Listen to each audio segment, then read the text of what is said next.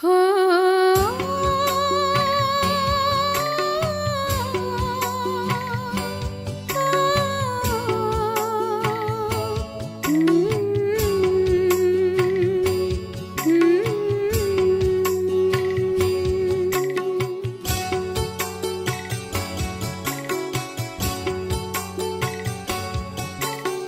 हम चले वतन की ओर डाल के प्रेम की डोर।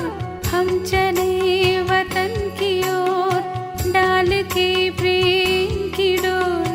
बाबा खींच रहा है आज सहज ही अपनी ओर। हम चले वतन की ओर।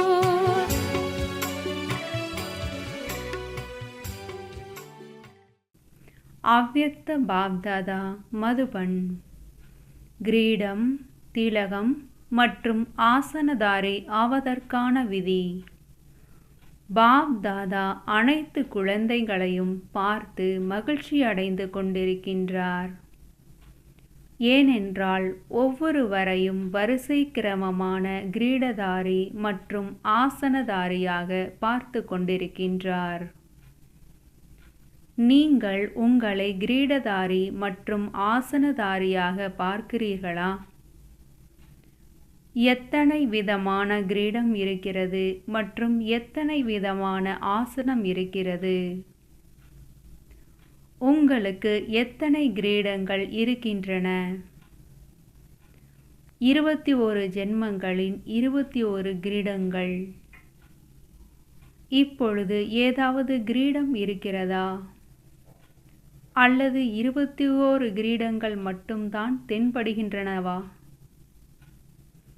இப்பொழுதைய கிரீடம்தான் அநேக கிரீடங்களை தாரணை செய்விக்கின்றது. அப்படியானால் இப்பொழுது உங்களை கிரீடம் அணிந்தவராக பார்க்கிறீர்களா? எத்தனை கிரீடம் அணிந்திருக்கிறீர்கள்? எண்ணற்றவை. பாண்டவ சேனைக்கு எத்தனை கிரீடங்கள் இருக்கின்றன? 2. சக்திகளுக்கு அநேக கிரீடங்கள் மற்றும் பாண்டவர்களுக்கு 2 தானா? ஒருவேளை இப்பொழுது கிரீடத்தை அணியவில்லை என்றால் எதிர்காலத்தின் கிரீடமும் எப்படி கிடைக்கும்? இந்த நேரம் அனைத்து குழந்தைகளையும் கிரீடம் அணிந்தவர்கள் மற்றும் ஆசனதாரியாக ஆக்குகின்றோம். ஒருவேளை ஆசனதாரியாக இருக்கிறார் என்றால் கிரீடம் அணிந்தவராகவும் இருப்பார். ஆசனங்கள் எத்தனை விதமானவை? இப்பொழுதோ இதய சிம்மாசனதாரியாகவும் மற்றும் அழியாத ஆசனதாரியாகவும் இருக்கவே இருக்கிறீர்கள். எப்படி அழியாத ஆசனதாரி என்றால் தூய்மையின் ஒளி கிரீடத்தையும் இப்பொழுதுதான் தாரணை செய்கிறீர்கள். மேலும் இதய சிம்மாசனதாரி ஆனதினால், சேவாதாரி ஆனதினால் பொறுப்பு என்ற கிரீடத்தை அணிகிறீர்கள்.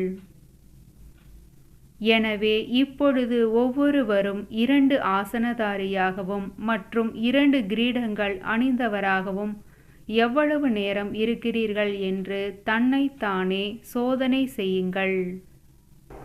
கிரீடமும் ஆசனமும் அனைவருக்கும் கிடைத்ததோ இருக்கிறது. ஆனால் சிலர் எவ்வளவு நேரம் கிரீடம் மற்றும் ஆசனதாரிகளாக ஆகிறார்கள் என்பது ஒவ்வொருவரின் அவரவர்களுடைய முயற்சியாகும்.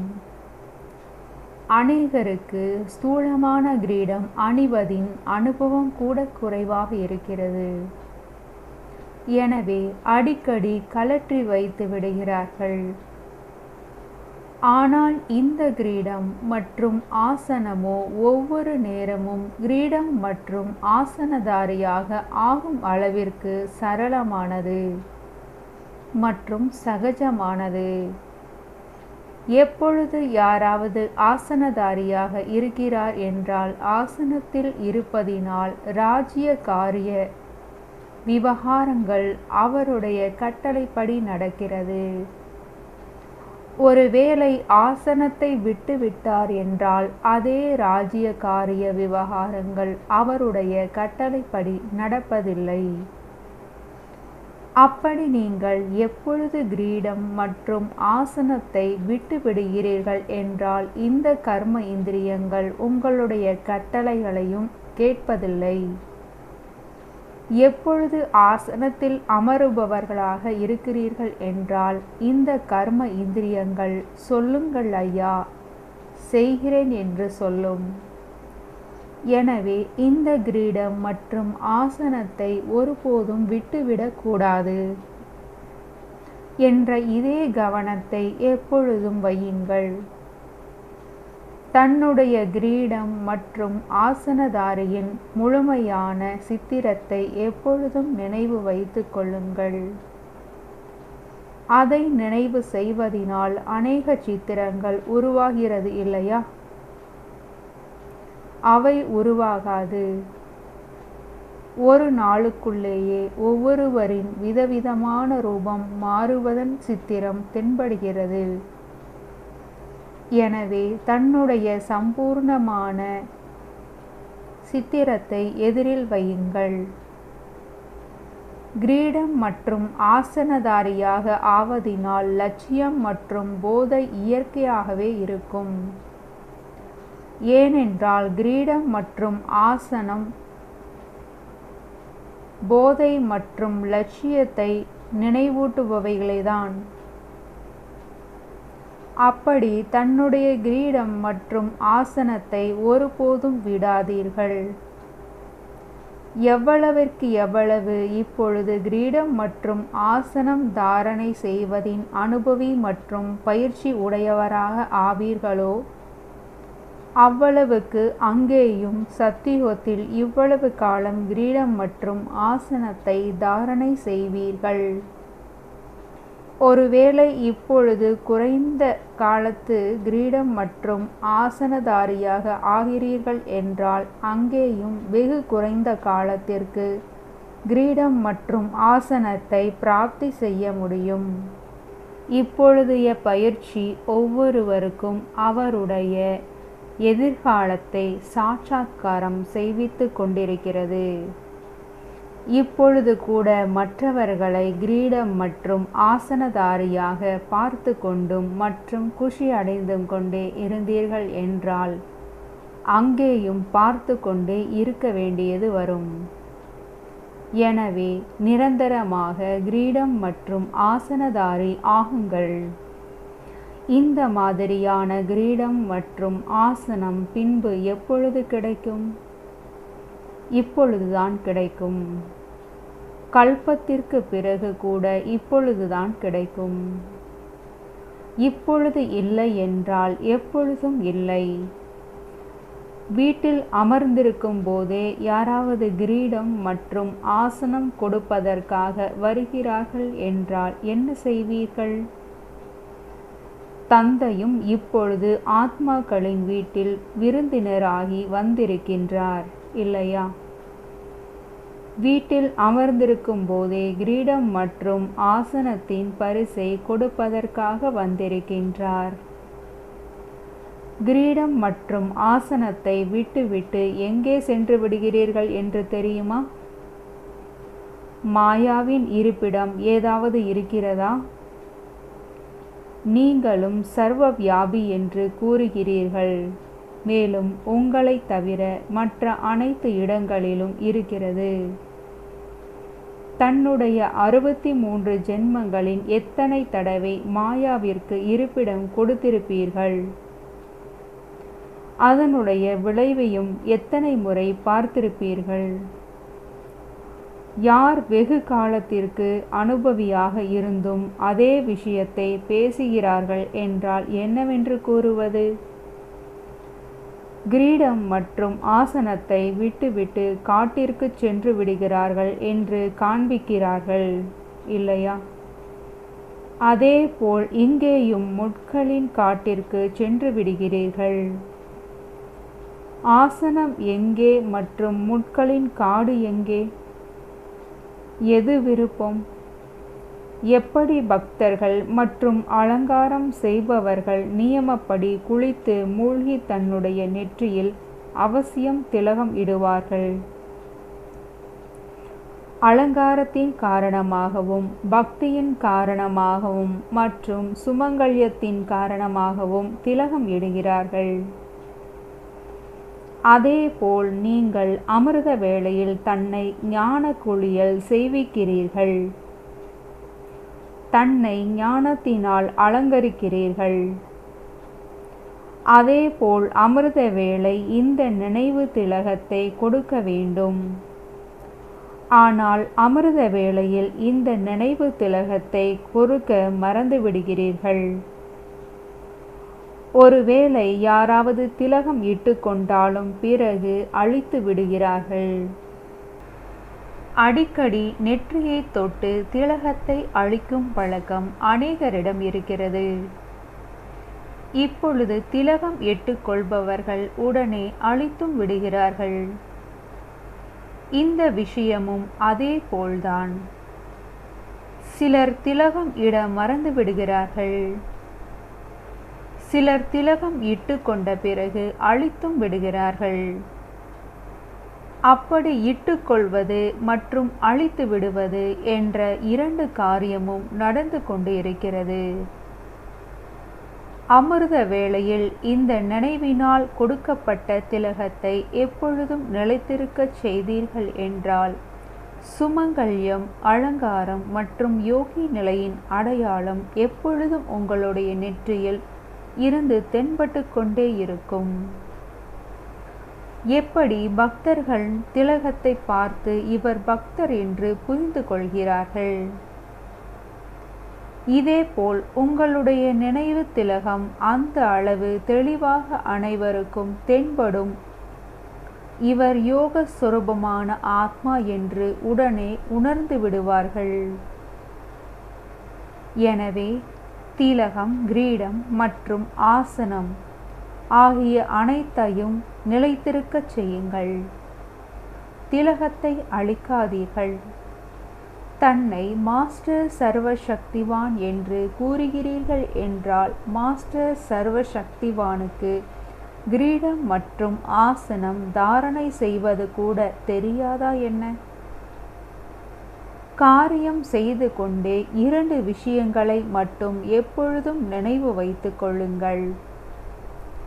பிறகு யாருடைய மனதில் வந்திருக்கும் எண்ணத்தையும் வாய் மூலம் சொல்லப்பட்ட விஷயத்தை எப்படி சுலபமாக புரிந்து கொள்கிறீர்களோ அந்த அளவு புரிந்து கொள்ளும் அளவிற்கு பயிற்சி ஏற்பட்டுவிடும்.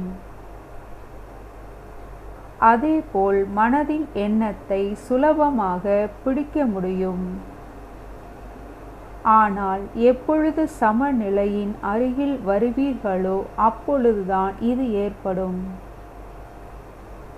ஒருவர் இன்னொருவரின் சுபாவத்தில் கூட ஒருவேளை யாருடைய சமநிலை இருக்கிறது என்றால் அவருடைய உணர்வுகளை சுலபமாக புரிந்து கொள்ள முடியும். அப்படி இதுவும் தந்தையின் சமநிலையில் அருகில் செல்வதினால் மனதின் எண்ணத்தை வாயிலிருந்து வரும் வார்த்தைகளைப் போல சுலபமாக பிடிக்க முடியும். எனவே தன்னுடைய எண்ணங்களின் கலப்படம் மட்டும் இருக்கக்கூடாது. எண்ணங்களின் மேல் கட்டுப்படுத்தும் சக்தி அவசியம் இருக்க வேண்டும். எப்படி வெளி உலக நடவடிக்கைகளை கட்டுப்படுத்துவதற்காக கட்டுப்படுத்தும் சக்தி சிலரிடம் ஓரளவிற்கும் மற்றும் வேறு சிலரிடம் வேறு மாதிரியும் இருக்கிறது,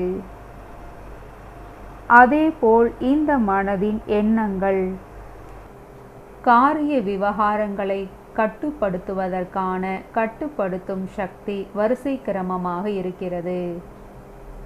அப்படியானால் அந்த இரண்டு விஷயங்கள் எவை? ஒன்றோ நான் ஒவ்வொரு நேரமும் ஒவ்வொரு வினாடியும் ஒவ்வொரு காரியம் செய்து கொண்டே மேடையில் இருக்கிறேன் என்பதை எப்பொழுதும் நினைவில் வைத்துக் கொள்ளுங்கள்.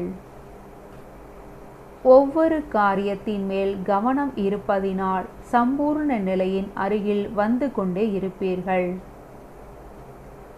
இரண்டாவது விஷயம், எப்பொழுதும் தன்னுடைய தற்சமய மற்றும் எதிர்காலத்து அந்தஸ்தை நினைவில் வைத்துக் கொள்ளுங்கள். அப்படி ஒன்று மேடை, இன்னொன்று அந்தஸ்து, இந்த இரண்டு விஷயங்களையும் எப்பொழுதும் நினைவில் வைப்பதினால் அந்தஸ்திற்கு புறம்பான எந்த ஒரு காரியமும் நடக்காது. மேலும் கூடவே தான் மேடையில் இருக்கிறேன் என்று புரிந்து கொள்வதினால் எப்பொழுதும் உயர்ந்த காரியத்தை செய்வதற்கான தூண்டுதல் கிடைக்கும். இந்த இரண்டு விஷயங்களையும் எப்பொழுதும் நினைவில் வைத்து கொண்டே நடந்து கொள்ளுங்கள். நல்லது. நீங்கள் தூரத்திலிருந்து வந்திருக்கிறீர்களா அல்லது பாப்தாதா தூரத்திலிருந்து வந்திருக்கிறாரா? வேகம் அதிகமாக இருந்தாலும் யாருடையது தொலைதூரம்? நீங்கள் அனைவரும் பயணம் செய்து வந்திருக்கிறீர்கள். பாப்தாதாவும் பயணம் செய்து வந்திருக்கிறார். எனவே இருவரும் பயணம் செய்பவர்கள்தான். உங்களுடைய பயணத்தில் களைப்பு இருக்கிறது மற்றும் தந்தையின் பயணத்தில் களைப்பு இருப்பதில்லை. மதுபன் நிவாசியாக ஆவது கூட டிராமாவில் மிகுந்த சௌபாகியத்திற்கானதாகும். ஏனென்றால் மதுபன் வரதான பூமியாகும். அப்படி வரதான பூமியில் வந்திருக்கிறீர்கள். அதுவோ கடும் உழைப்பின் பூமி. இது வரதான பூமியாகும். அப்படி வரதான பூமியில் வந்து வரம் அளிப்பவரிடமிருந்து மற்றும் வரம் அளிப்பவர் மூலமாக பொறுப்பில் இருப்பவராக இருக்கும் ஆத்மாக்களிடமிருந்து எவ்வளவு வரதானத்தை எடுக்க விரும்புகிறீர்களோ அதை எடுக்க முடியும். பொறுப்பில் இருப்பவராக ஆகியிருக்கும் உயர்ந்த ஆத்மாக்களிடமிருந்து எப்படி வரதானத்தை பெறுவார்கள்? இந்த கணக்கை தெரிந்திருக்கிறீர்களா? மதுபனில் வரதானம் கிடைக்கிறது. வாயு மண்டலத்தில் தூய்மையான சரித்திர பூமியின் வரதானமும் நிரம்பியிருக்கிறது. ஆனால் பொறுப்பில் இருப்பவராக ஆகியிருக்கும் உயர்ந்த ஆத்மாக்களிடமிருந்து வரதானத்தை எப்படி பெறுவது? வரதானத்தில் உழைப்பு குறைந்து விடுகிறது. எப்படி கோவில்களில் வழிகாட்டிகள் யாத்ரீகர்களை வரதானத்தை பெற வைப்பதற்காக தேவிகளின் எதிரில் கொண்டு செல்கிறார்கள், அப்படி நீங்களும் வழிகாட்டிகள்தான். யாத்ரீகர்களுக்கு வரதானத்தை எப்படி செய்விப்பீர்கள்? வரதானத்தை பெறுவதற்கான சாதனம் எது? உயர்ந்த ஆத்மாக்கள் மூலமாக வரதானம் கிடைப்பதற்கான காரணமே பொறுப்பில் இருப்பவராக ஆகியிருக்கும் காரணத்தினால் அவர்களின் ஒவ்வொரு காரியத்தையும் பார்த்து சுலபமாக தூண்டுதல் கிடைக்கின்றது. எந்த ஒரு பொருளையும் ஸ்தூலமாக பார்க்கும்போது விரைவில் கிரகித்து கொள்ள முடியும். யோசிக்கும் விஷயம் புத்தியில் காலதாமதமாகி கிரகணம் ஆகிறது. இங்கேயும் சாகார ரூபத்தில் யார் சாகார பாபாவை பார்த்திருக்கிறார்களோ அவர்களுக்கு நினைவு செய்வது சுலபம். மேலும் புள்ளி ரூபத்தை நினைவு செய்வது கொஞ்சம் கடினம். இதேபோல் பொறுப்பில் இருப்பவராக ஆகியிருக்கும் உயர்ந்த ஆத்மாக்களின் சேவை, தியாகம், அன்பு மற்றும் அனைவருக்கும் உதவி செய்வதை நடைமுறை காரியத்தில் பார்த்து ஏற்படும் தூண்டுதல் வரதான ரூபத்தில் சுலபமாக கிடைத்துவிடுகிறது. அப்படி வரம் அளிக்கும் மதுபன் பூமியில் வந்து ஒவ்வொரு உயர்ந்த ஆத்மாக்கள் மூலமாக எளிதாக கர்மயோகி ஆவதற்கான வரதானத்தை பிராப்தி செய்துவிட்டு தான் செல்ல வேண்டும். ஏனென்றால் நீங்கள் கூட காரியம் செய்து கொண்டே நினைவில் இருப்பதைத்தான் கடினமான விஷயம் என்று கூறுகிறீர்கள். அப்படி பொறுப்பில் இருப்பவராக ஆகியிருக்கும் ஆத்மாக்களை காரியம் செய்து கொண்டே இந்த குணங்களை தாரணை செய்வதை பார்த்து சுலபமாக கர்மயோகி ஆவதற்கான தூண்டுதல் கிடைக்கிறது. அப்படி அந்த ஒரு வரதானத்தை கூட விட்டு செல்ல வேண்டாம். அனைத்து வரதானங்களை பிராப்தி செய்து தானும் மாஸ்டர் வரம் அளிக்கும் ஆகிவிடுவீர்கள். நல்லது. வரதானம்: ஒட்டாத மற்றும் விலகி இருப்பவராகி சாதனங்களை காரியத்தில் ஈடுபடுத்தக்கூடிய எல்லைக்கு அப்பாற்பட்ட வைராகியமுடையவர் ஆகுக. எல்லைக்கு அப்பாற்பட்ட வைராகியம் உடையவர் என்றால் எதன் மேலும் பற்றுதல் அற்ற நிலை. எப்பொழுதும் தந்தையின் அன்புக்குரியவர். இந்த அன்பான நிலைதான் விலகியவராக ஆக்குகிறது. தந்தையின் அன்புக்குரியவர் இல்லை என்றால் விலகியராகவும் ஆக முடியாது. பற்றுதலில் வந்து விடுவீர்கள். யார் தந்தையின் அன்பிற்கு உரியவரோ அவர் அனைத்து கவர்ச்சியிலிருந்து விடுபட்டு, அதாவது விலகி இருப்பவராக இருப்பார். இதைத்தான் ஒட்டாத நிலை என்று கூறுவது. எந்த ஒரு எல்லைக்கு உட்பட்ட கவர்ச்சியின் ஒட்டுதலில் வராதவர்கள். படைப்பு மற்றும் சாதனங்களில் ஒட்டாதவராகி காரியத்தில் கொண்டு வரும் எல்லைக்கு அப்பாற்பட்ட வைராகியமுடையவர்தான் ராஜரிஷி ஆவார். ஸ்லோகன்: உள்ளத்தில் உண்மை மற்றும் சுத்தம் இருக்கிறது என்றால் பாபா திருப்தி ஆகிவிடுவார். ஓம் சாந்தி. இத்துடன் முரளி முடிந்துவிட்டது. तुम बच्चों को तो सर्विस करनी है, जो बाबा कहते हैं सबको ये बताओ कि देखो तुम्हारा एम एंड ऑब्जेक्ट ये है, एक गीता है बगैर, ये राजयोग है ना बच्चे। कैसे है राजयोग? बिल्कुल सहज है कि बाप को याद करो तो ये वर्षा मिलेगा तुमको। ओम शांति।